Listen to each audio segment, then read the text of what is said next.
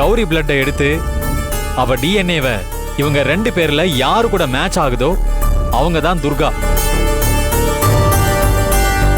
அதுவும் 2 நாளே தெரிஞ்சிடும். அது வரைக்கும் வீட்டுல சத்தம் போடாம 2 பேரும் இருக்கணும்.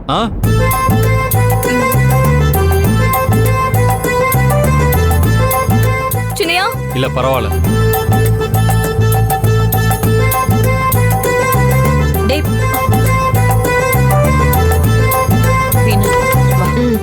அத்தை வாங்க வாங்க மாமா வாடா.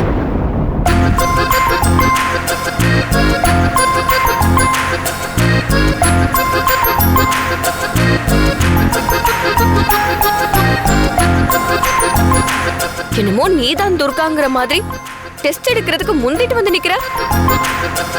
சின்னையா சொன்னதை கேட்டல, இன்னும் 2 நாள்ல நான் தான் துர்கான்னு தெரிஞ்சிரும்.